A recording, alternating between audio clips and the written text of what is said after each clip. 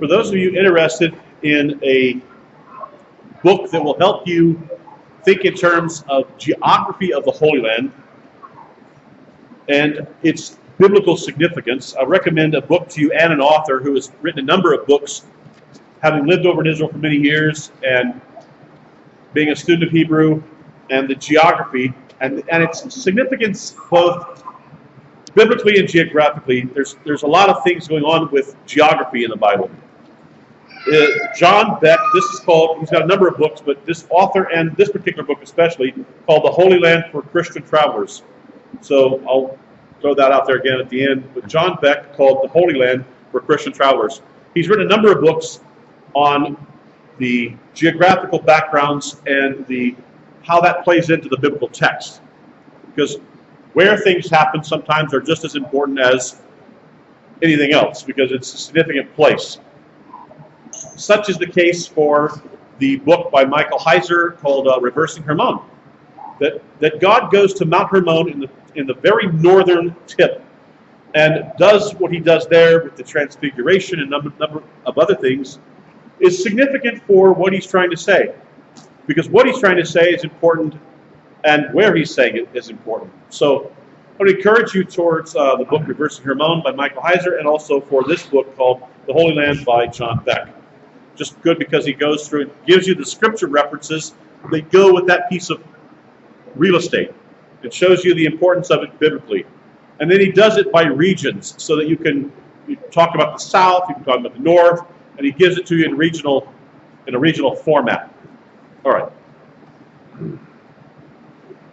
Please take your Bibles. Quickly, we're going to go to, first of all, Leviticus chapter 23. With the festivals coming up, I want to quickly give you the primary text for the upcoming festivals. So go with me to Leviticus chapter 23, and we're going to start our reading in verse 23. Leviticus 23, verse 23. It says this, "And the Lord spoke to Moses, saying, Speak to the people of Israel, saying, In the 7th month, on the first day of the month, you shall observe a day of solemn rest, a memorial proclaimed with blast of trumpets, a holy convocation. You shall do not do any ordinary work, and you shall present a food offering to the Lord." So obviously, parts of this center around the temple, as evidenced by offering a food offering to the Lord. So this is, in biblical times, called Yom Teruah, Day of the Blowing. Modern times, it's called Rosh Hashanah. The words Rosh Hashanah are not used in the Hebrew Scriptures other than one time in the book of Ezekiel. So head of the month, okay? So Rosh, head, Hashanah, head of the year. It's only used one time in Ezekiel. But it's not even there referring to what we would call Rosh Hashanah in the biblical calendar. So it's called Yom Teruah, the day of the blowing. So we'll be blowing the shofar. So it's coming Wednesday night, September 20th, through Thursday night, September 21st. If you have a shofar or an ibex, clean it off, get it ready to go. We'll be blowing those. All right, verse 26. 10 days later, "And the Lord spoke to Moses, saying, Now on the 10th day of this 7th month, in the day of atonement, is the day of atonement.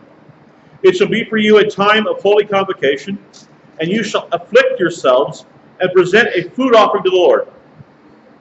And you shall not do any work on that very day, for it is a day of atonement to make atonement for you before the Lord your God. For whoever is not afflicted on that day shall be cut off from his people, and whoever does any work on that very day, that person I will destroy from among his people. You shall not do any work. It is a statute forever throughout your generations in all your dwelling places." Let me read that one again. "It is a statute forever throughout your generations in all your dwelling places." That's about the way they can say that, it's not going away. It's forever and ever. It's about the only way they can say it. It's like keep piling it on. Yeah. Yom Kippur is normally a day of fasting. Correct. Afflicting. But yet it's saying present a food offering to the Lord. Well, the Lord's not going to eat it, so that's given to the Levites, and I'm it says in here, it is actually Going back here. Yeah, food offering to the Lord. That's in 27, so let me read the word just to make sure I got it right. It's actually a fire offering. It's a fire offering. So you burn it up. It's consumed. Nobody's eating anything that day. By the way, the term afflict they translate afflict your soul, which again, I don't like the word soul. How am I afflicting my soul? Anyway, that's another whole topic. But the word afflict here is used elsewhere in the scriptures to refer to going without food. The afflicting your body is connected to the idea of fasting. Yeah, this one, What? It says it's self-denial. Self-denial. Okay, but it's the word afflict. It actually is the word afflict. And then where it's used in parallelism, it's used to mean refer to fasting. Yes, Jeremiah. Say that again. I'm sorry, I couldn't hear you. Yes, to humble, afflict, humble. You can use it either way. You can say to afflict or to humble. His question was the word here used in Hebrew. Could you say humble yourself? Yes, or afflict yourself. Yeah, you could go either way with that. But my point is that in parallelism, in the prophets and other places, it's used with the idea of fasting. So that's how we know that we're supposed to fast. We do a cross comparison with other places. So that's a day that we don't eat. Now, the point of Yom HaKippurim is that it's a reset day for the tabernacle and later the temple.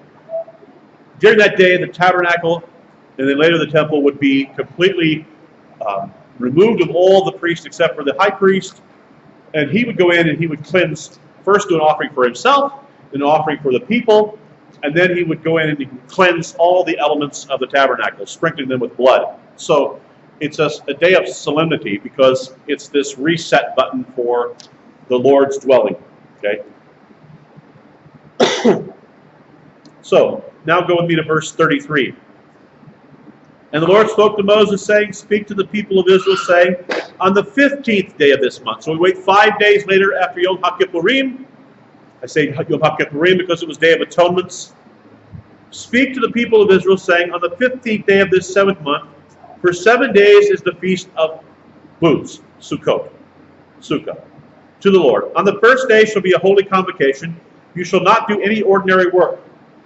For 7 days you shall present food offerings to the Lord. On the 8th day you shall hold a holy convocation and present a food offering to the Lord. It is a solemn assembly. You shall not do any ordinary work. These are the appointed feasts of the Lord, which you shall proclaim as times of holy convocations, for presenting to the Lord food offerings, burnt offerings, and grain offerings, sacrifices and drink offerings, each on its proper day. Besides the Lord's Sabbath, and besides your gifts, and besides all your vow offerings, and besides all your freewill offerings, which you give to the Lord." Okay, so this is the basic reading for the 3 that are coming up. Yom Teruah on the 1st of the 7th month, 10 days later, Yom HaKippurim on the 10th, and then 5 days later, the beginning of the 7th-day festival of Sukkot. Okay, and for Sukkot, there would be a amount of offerings offered each day. I'll hand that out to you so you see the amount of offerings that are all that's listed out for you. If you want to see the offerings, they're all listed out for you in Numbers 28 and 29. It goes through all of the different offerings that are for these most holy days. Okay. Any questions about these, just for the fun of it? We'll just open it up for those who would like to ask a question about these particular holy days.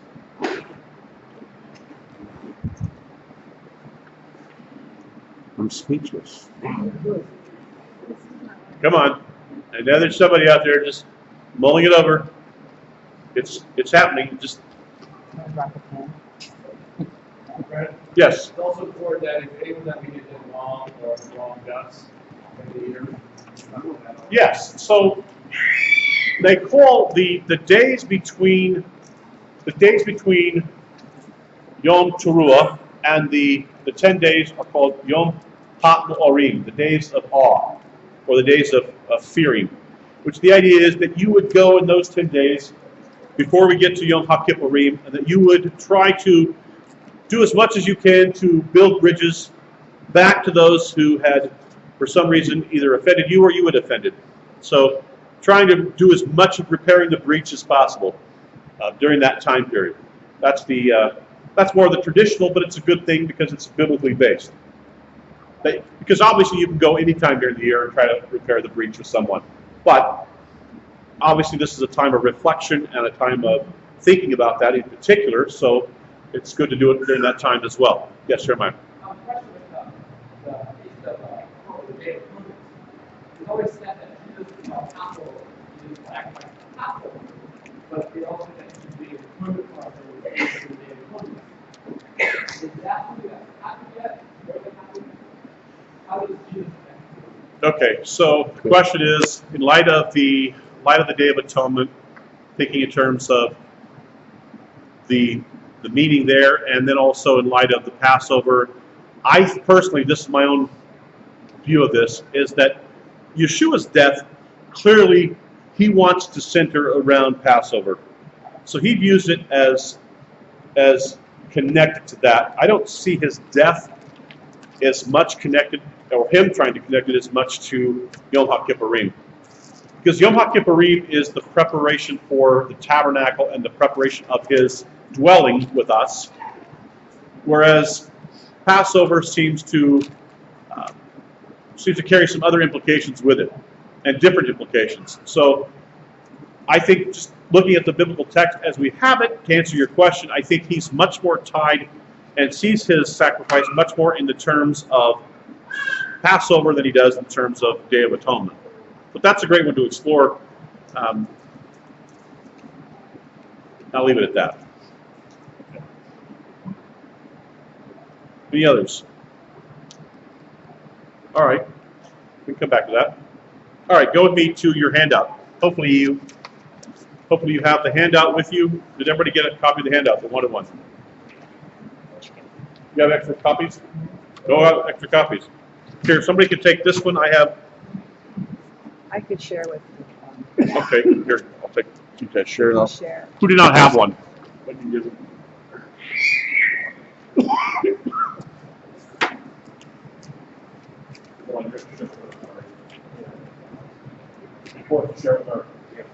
Okay. All right. So this particular Torah portion has some fascinating connections to other parts of the Hebrew Scriptures. And I don't know if you heard the echoes. I want to start with what we had at the very end. I'll recommend to you, go with me to Deuteronomy.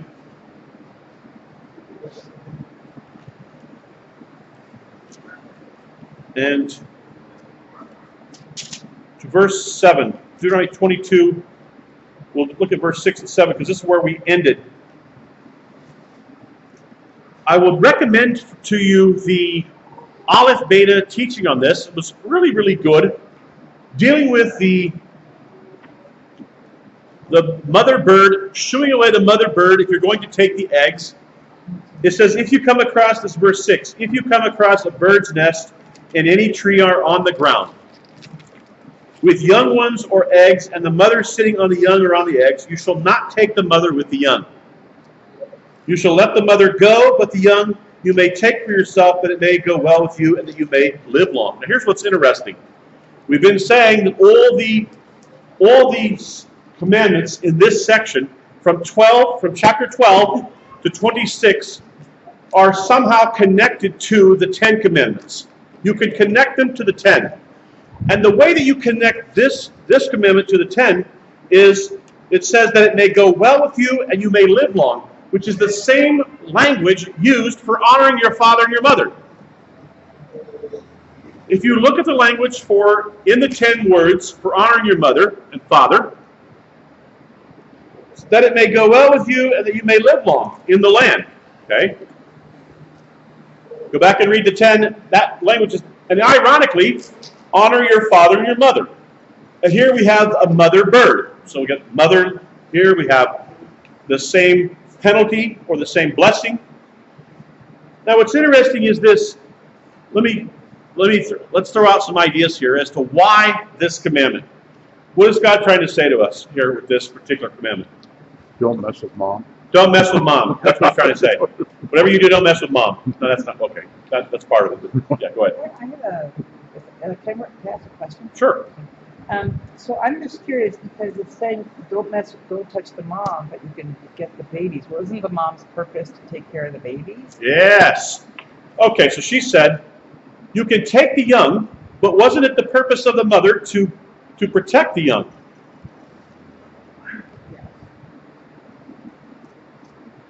So so you go back and look at the stages on this one. You can go back and do this. This is in the Aleph Beit. Nachmanides and Maimonides. Those are two examples. Maimonides says, okay, here's the point of this text, is be kind to animals, which is true, because the Torah does say that you have to be kind and compassionate to animals. So that's true. I mentioned before, there's numerous commandments in the Torah about ethical treatment of animals. Because the Torah understood something intuitively. Show me a person who mistreats animals, I'll show you a person who mistreats people. Absolutely. Show me a person who treats animals well, and I'll show you a person who treats people well. There's a correlation. This is why I always tell parents, be careful how you let your children treat animals. Because we say, well, that's just a cat or just a dog. No, because how they treat that animal will be parlayed into how they treat human beings. If they can get away with doing that, they will try to get away with doing more. And I made this statement. Hold on one thing. This statement. Every one of them, almost without exception, every one of the serial killers that we have, most of them are guys, started with animals. And they graduated to human beings. They cut up animals. They want to see animals be treated badly. And then they started graduating to doing humans. That's because people said, well, it's just an animal, who cares? I mean, no, it does matter. It does matter. Okay, so that's one thing. That's Maimonides. Nachmanides said, on the other hand, he said the issue here is that you should never take two generations at the same time. That's what the Torah is trying to say. That we should honor the generations, and so never should we take a mother and a child at the same time to honor the generations, especially to honor the oldest generation. And there's some truth to that as well. But the oldest generation should be honored. There's some evidence for that. Okay. So let me suggest to you, and this is in the Aleph Beit video, I think they're onto something. When you notice that the language here is similar to what we have for honoring your father and mother, and this is what you were pointing out. I think this is what it says this. The inclination of a mother animal is to protect her children. It's the inclination of every mother. The inclination of every mother is to protect her children. It's intuitive. It's by nature. And so the Torah is saying, do not use, and this is their point, I think they're right, do not use the natural inclination of this animal to protect, to accomplish what you want to accomplish, which is to take its young. In other words, wait till the mother is away, shoo her away, make sure she's gone from the scene before you take either the young or the eggs. Hold on one second, I'll go over here and then come back to you. He was first, then you'll go. Go ahead. Also reference where it says something about taking the young inside the mother. Yeah, that's what basically it's the way it reads. With the young ones or eggs, and the mother sitting on the young or on the eggs. You shall not take the mother with the young. You shall let the mother go. That's it. She actually removed the mother away, so doesn't. Is there another one? See it. Yeah, I thought it was in. Okay. If you find that one for me, let me know. Then we can cross compare it. Yeah, I'd like to see that. My thought might be, if you see the mother reacting that way, maybe you should think twice about actually taking those things or taking the things. Okay, so maybe honoring their father and mother in that way is, Yeah, so the statement is, maybe if you see this situation, you should think in terms of not even taking the young if it's in that kind of a situation. Maybe that's all right. Yeah. Looking at children grow up, sometimes our children can look at the mother just right to get away with things that normally they shouldn't do because they try to use the mother's instinct of love to try to get their own benefit. So in a way, also be symbolizing how we treat our own mothers. And sometimes we can get away with a lot more with mothers than our fathers. Okay. Whoa, I'm not even going to go there, man. That was very insightful and potentially very, very, very true. He's talking about, to repeat the statement, he's basically saying that sometimes we can use a mother's love for her children against her, where we will, realizing that she's more lenient and more. Yeah, don't go there. I'm not even going there. I just decided not even to go there. To play off the mother's affection and love. All right. Stop right there. Go ahead. Young mother, does that not parallel versus the lamb still having the mother's milk? Yeah, I don't know. I got to think about that one. Yeah, I thought about that too as we were reading this. Although it seems that they're, I think it's in the same idea, same vein, but it's obviously we're talking about a different issue. But using in that situation, you'd be using the mother's life-giving milk to destroy the child. In the command to, that's used in Deuteronomy 14 and again in Exodus. Yeah, do not boil a kid in its mother's milk. Yeah, so to use life-giving milk to kill the child. The very milk that would sustain the child, he uses to kill the child. So, Isn't that all that stuff just like an abomination to life? yeah, it's a disrespect for life. All right, so I want to go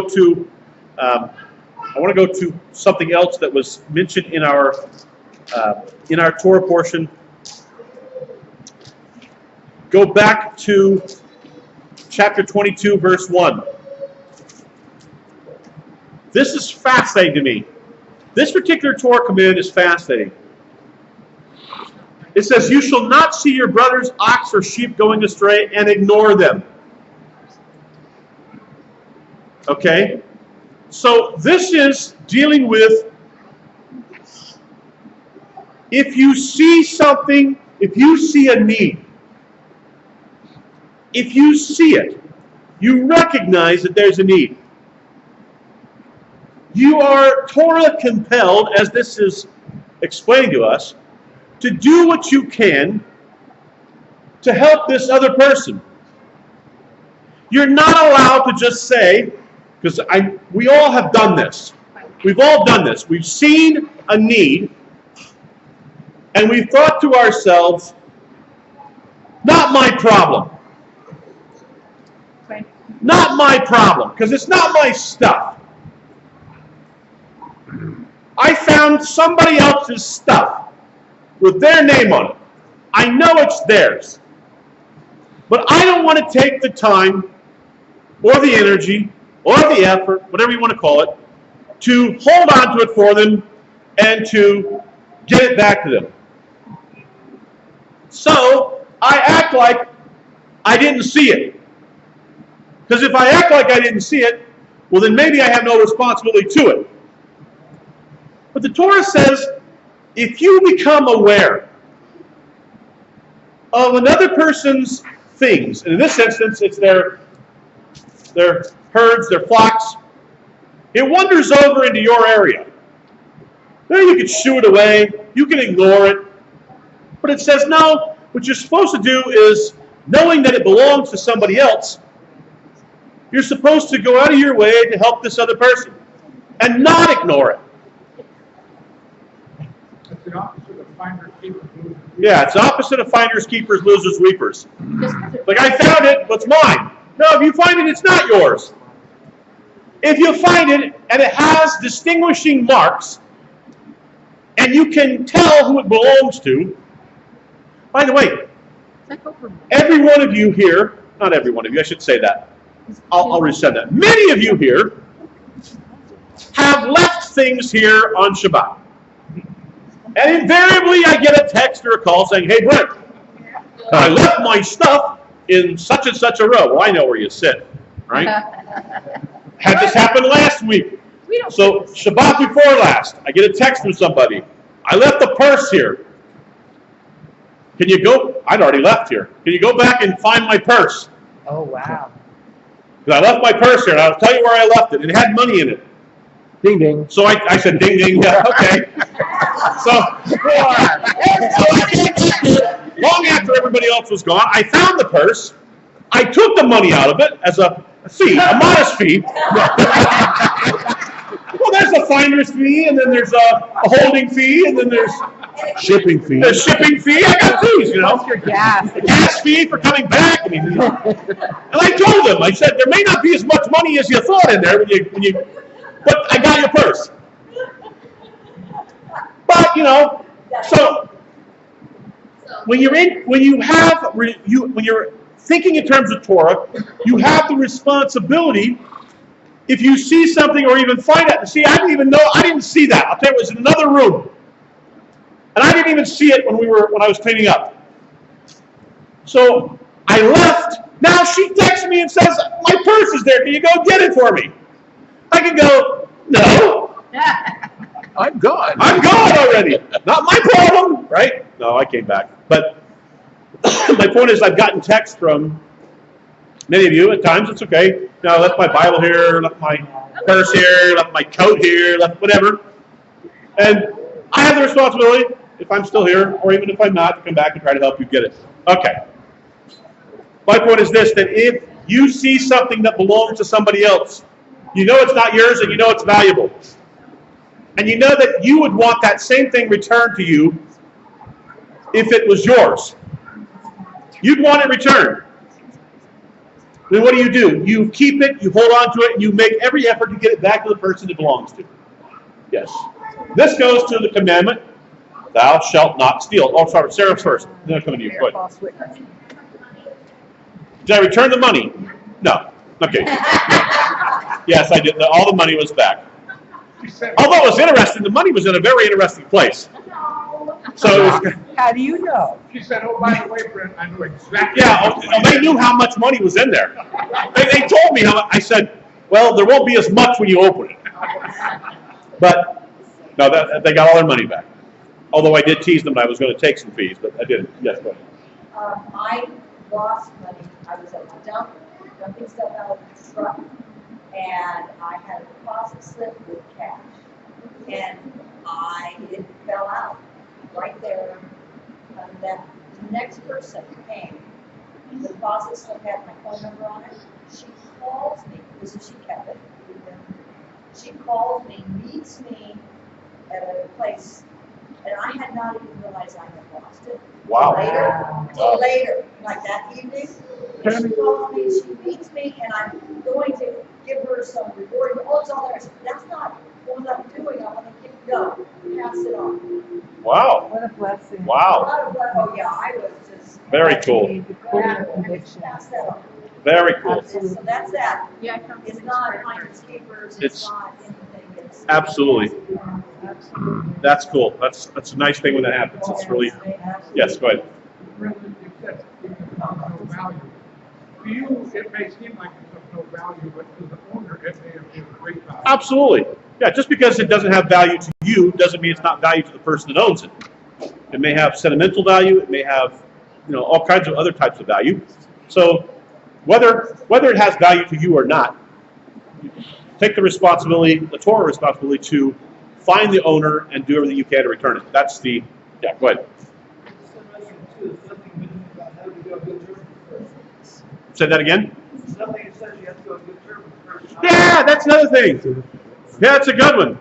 And that's the point. He said there's nothing that says you have to be on good terms with the person that you're doing it for. It doesn't matter.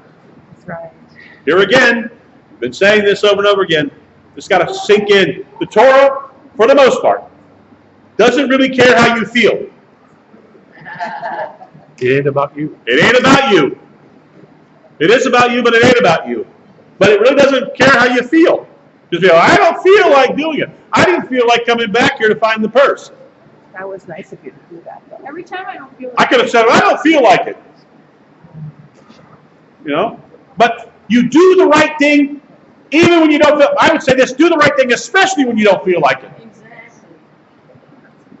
Sometimes you just don't feel like doing the right thing, but you know what? You do the right thing anyway. And especially when you don't feel like it. Because the Torah doesn't come along and say, if you feel like it, if it strikes your fancy, if you're emotionally sensitive, no. Because you know why? Emotions do this. They go up and down. The Torah says, do the right thing. No matter where you are on that spectrum. Doesn't matter where you are and how you feel. Do the right thing. Because it's the right thing to do. This is what I command you to do. I'm not commanding you to feel something. I'm commanding you to do something. The feelings can catch up. Feelings aren't facts. Yeah, the feelings aren't facts. And even if it's a person you don't like. I would say even especially if it's a person you don't like. Yeah. Believe me, I found things before of people I didn't like.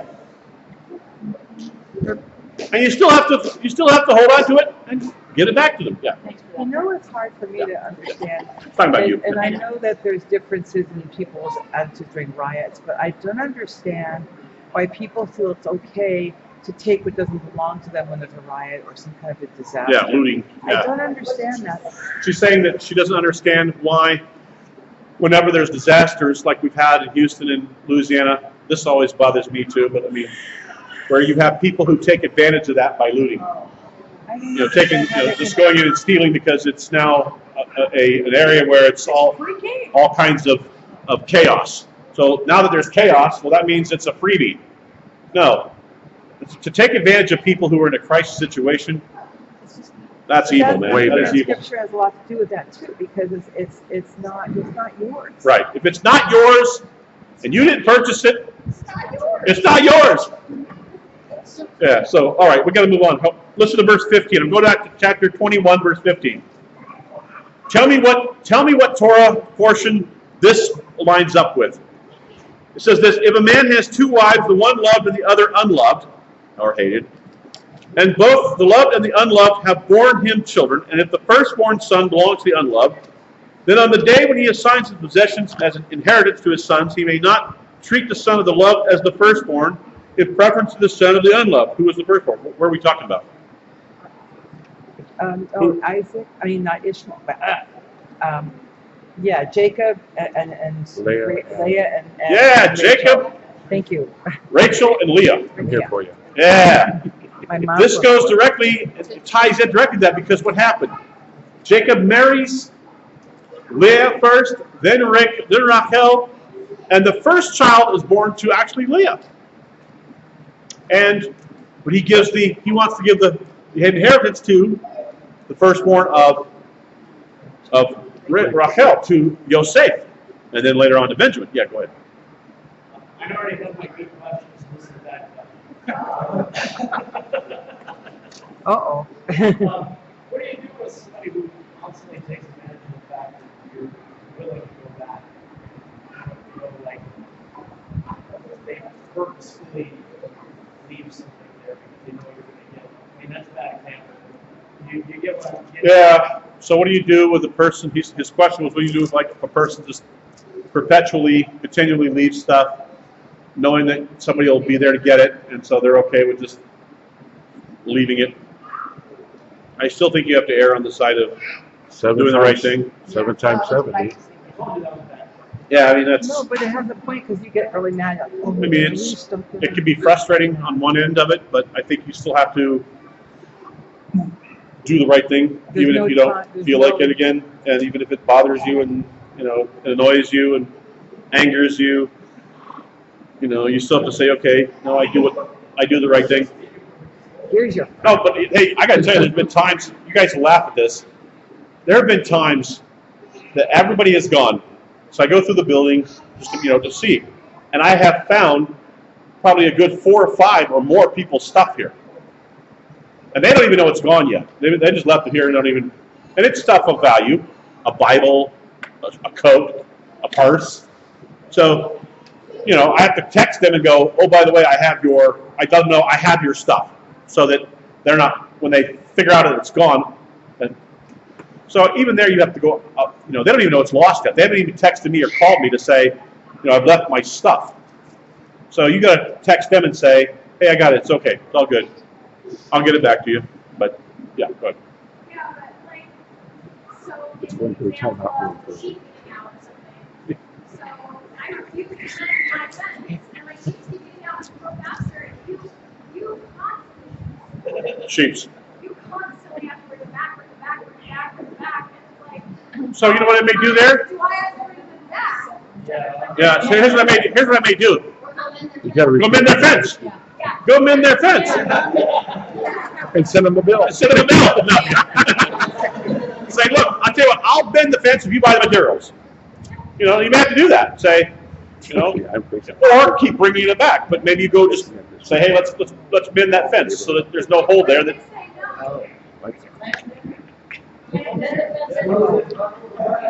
yeah. You ask for an apology, not permission. yeah, exactly. Then you go do it anyway. Roast the next lamb.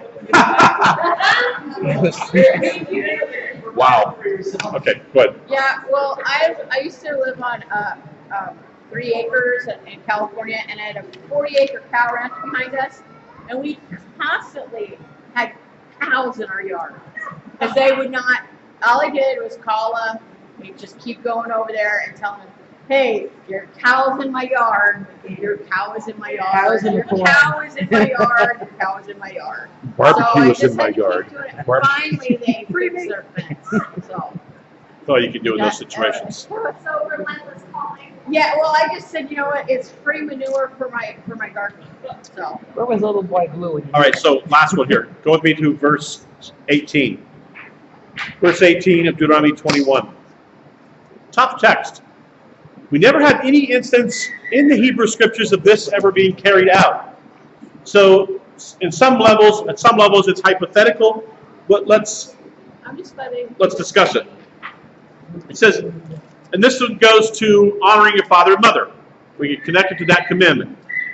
It says, if a man has a stubborn and rebellious son who will not obey the voice of his father or the voice of his mother, and though they discipline him, will not listen to them, then his father and mother shall take hold of him and bring him out to the elders of the city at the gate of the place where he lives.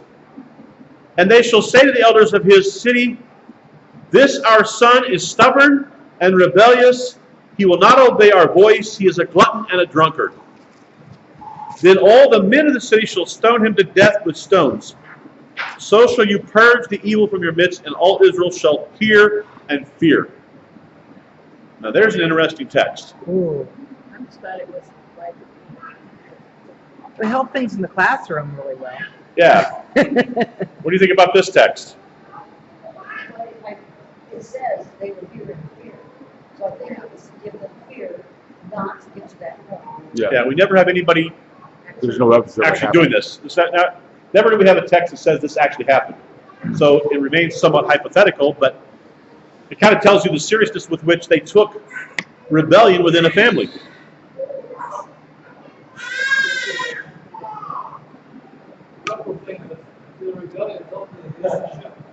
Yeah, the rebellion is ultimately against the Lord. Because here's the thing. Let's go back to something we said earlier. And it's called an abomination. Remember what we said about animals, that it parlays into how you treat other people. Here's another truth. Show me the person who honors their father and mother, and I'll show you a person who will honor God. Show me a person who rebels against their father and mother, and I'll show you a person who's probably in rebellion against God. How do you Hold on. You got a question. Go ahead. Do you have a question? Molly? Okay. No, sorry. You just okay. Okay. Go ahead. Just on a follow-on too, is, kind of encourages parents to discipline your child. Yeah. There's a thing there that you have a window of opportunity as a parent to think in terms of turning your child's heart towards the Lord. It's not to say that when they get older that it can't be turned. It's just much harder. The younger that they are, that you get their heart and their training and thinking in terms of being obedient to the Lord. But that comes in their willingness to be obedient to you as a parent. When children can continually rebel against parents and get away with it, then when they hear a command from God, they will also say, oh well, no big deal. I can get away with it. If the ones they can see let them get away with rebellion, then the one they can't see, they will also say, well, you know what? Not to say we shouldn't pray for them, not to say we shouldn't talk to them, not to say we shouldn't have a relation with them. Absolutely. But it just does show that how a child relates to their parents correlates to how they relate to God.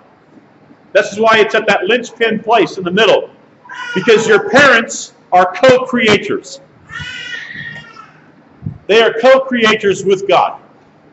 And so honor your father and mother. This obedience to your father and mother builds the spiritual muscles to be obedient to God. So when you do what your father and mother say, it builds the spiritual muscles to do what God says. It doesn't bother you as much because you learn to submit to authority. The guitarist was correct. I'll think of his name in just a second. I can see his face. I can't think of his name. He's a rock and roller. He said, "You're going to serve somebody." Oh, Bob Dylan. There we go. Bob Yeah. Dylan. Yeah, thank you. Bob Dylan. You're going to serve somebody. You're either going to serve your parents and God, or you're going to serve the enemy, the enemy, the evil one. That's the two choices you have. Because if you're not being obedient to God, you're being obedient to Him. Not you're following Him. Yeah, 1 and 2. So how do you reconcile the prodigal son part then? Because he was a drunkard, wayward. Yeah, that's coming from the prodigal son was rebellious and problematic at every level, and the father continued to love him. I don't say you stop loving him, absolutely. But at some point you may have to say, you know what, God, they're in your hands. And Well, I mean that whole saying. That's not. That's really just how we are to God, and that's Him being us. He's compassionate. Yeah, God is absolutely compassionate and loving and kind. Absolutely. Yeah. Well, let's not forget there's consequences to all things that happen. But my question is that if, would the parents, why won't the parents be somewhat accountable too for the rebellion of the children? Because maybe they didn't do their part. Is anyone going to investigate? Although, the rabbis? This does say they did discipline. They did discipline. It says that here, if you look at the text Even after they disbanded. it says, he says he will not listen to them. Like the way the upbringing was or whatever. Yeah, so they won't obey the voice of his father and mother, and though they discipline him, he will not listen to them. It could be maybe they were, I know it's reading into it, but there's so many different circumstances if they didn't raise them right, or, Sure. Or they're being hypocritical because they. Let me tell you this. Let's put it this way. We'll end it on this. Okay. If you have a mother and father, who can agree that their son is so detrimental to society, the both of them agree. And they bring it to the elders, and the elders agree. Now, the elders have to agree as well. Because maybe the mother and father, this is an emotional thing, and so the elders have to also be involved in this. So it's taken out of the hands of the mother and father. They bring the case, say, this is our rebellious son. We've talked with him, he won't listen. We've disciplined him, he won't listen. So they bring it to the elders of their city. For a mother and father to agree that their son has become so detrimental to society that he needs to be, in their view, they're serious enough that he needs to be destroyed. That's how detrimental he's become. That tells you how serious this is. So it's not just he won't clean up his bedroom. This is not he won't take out the trash. This is moved beyond that. This is moved into a level of, I'll give you an example. I've known children, and this doesn't make any sense to me. This shows you the heights of where depravity can go, who have beat up their parents. Yes. They have physically abused their parents, and their parents are physically afraid of them. They've pulled guns on their parents, they've hit their parents, both their mother and father, and now their parents don't want anything to do with them because the physical abuse that the children have put onto their own parents. That is a warped relationship. That is so warped that whether it goes one way or the other, but the fact that has happened is very, very warped. Yeah, Mark, go ahead. You could say that to some degree maybe recommend warning to parents to make sure that they bring up their children. Yeah, this is a warning to parents as well to say, you know, They have all control. Oh, I want to say this too, though. I want to say this and end with this. At some point, parents can be, I have seen, this is my observation, I have seen good parents who, in my estimation, again, they're not perfect people, but they've raised their children as best they can to fear the Lord, to fear them and to fear the Lord. At some point, though, when children get to a certain age, they make their own decisions. And those decisions are on them. Yep. Absolutely. Because they can rationalize and they can understand what they're doing, and they know that their rebellion is wrong, at least at some level. So at that point, it's not on the parents. If they've done all that they can reasonably do, and have done as much as they can do, and then the child still rebels and still says, I want to go my own way and do my own thing, even when they have been loving, compassionate, kind, caring, and have given them an environment of protection and safety, and then that child just says, you know, hey, well, I'm going to do my own thing. I don't care about you guys. I'm following my own path. And goes their own way. At that point, I don't think you can hold the parents culpable. Prodigal son. I mean, here's a loving father. Here's a father who says to his son, you know, look, you want the inheritance? I'll give you the inheritance. You want a party? I'll give you a party. You know, I'll do for you whatever you want me to do. You tell me what you want me to do, I'll do it. You know, I love you guys. I mean, you know, says to the older son, hey, if you'd have ever wanted a party, all you had to do was ask. I'd have thrown you a party too.